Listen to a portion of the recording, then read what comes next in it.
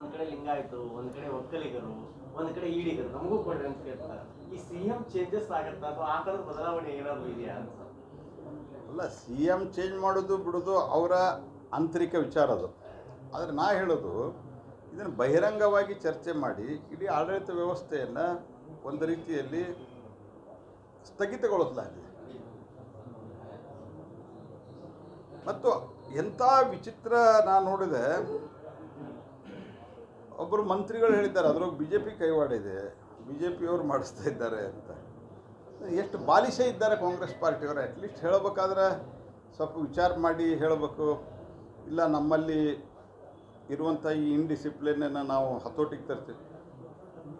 ಅವರು D K Shivakumar ಅವ್ರು ಯಾರಾದರೂ ಮಾತಾಡಿದರೆ ಹುಷಾರ್ ಅಂತ ಹೇಳ್ತಾರೆ.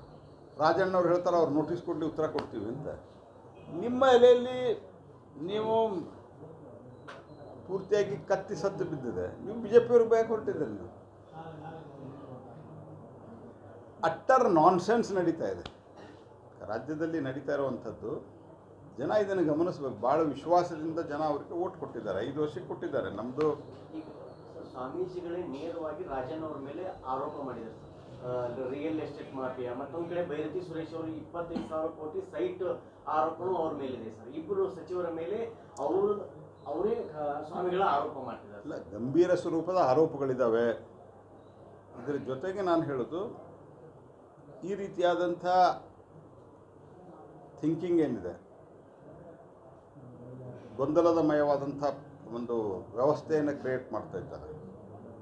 ಯಾವ ಆಧಾರದ ಮೇಲೆ ಬಿ ಜೆ ಪಿ ಮೇಲೆ ಆರೋಪ ಮಾಡ್ತೀರಿ ಅನ್ನೋದು ಒಂದು.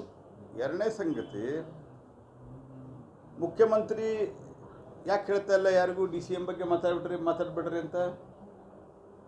ಪಾಪ ಡಿ ಕೆ ಶಿವಕುಮಾರ್ ಅವರು ಪಾಪ ಹೇಳ್ಯಾರ ಬಹಿರಂಗವಾಗಿ, ಇಲ್ಲ ಯಾರೂ ಮಾತಾಡ್ಬಿಡ್ರಿ ಅಂತ.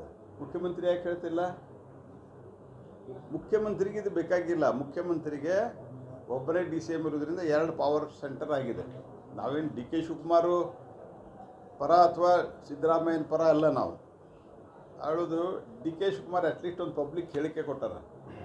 ಆದರೆ ಸಿದ್ದರಾಮಯ್ಯನವ್ರ ಬಣದವರು ಚಾಲೆಂಜ್ ಮಾಡಿದ್ದಾರೆ. ಅದನ್ನು ನೋಟಿಸ್ ಕೊಡಲಿ, ನಾನು ನೋಡ್ತೀನಿ ಅಂತ. ಕಮಾಂಡ್ ಇಲ್ಲ ಸರ್, ಹೈಕಮಾಂಡ್ ಅಲ್ಲ, ಬರೀ ಹೈ ಅಷ್ಟದ, ಕಮಾಂಡ್ ಇಲ್ಲೇ ಇಲ್ಲ. ನಿನ್ನೆ ಹೇಳಿದಿಲ್ಲ, ಬರೀ ಹೈ ಅಷ್ಟದ, ಕಮಾಂಡ್ ಇಲ್ಲ. ಸಿಎಂ ಸೃಷ್ಟಿ ಹಿಂದೆ ಸಿದ್ದರಾಮಯ್ಯನವರೇ ಇದ್ದಾರೆ ಅನ್ನೋ ಒಂದು ಆರೋಪ ಇದೆ ಸರ್. ಪಕ್ಕ ಇದ್ದಾರೆ, ಅವರೇ ಇದ್ದಾರೆ. ಆರೋಪ ಅಲ್ಲ, ಅವರೇ ಇದ್ದಾರೆ.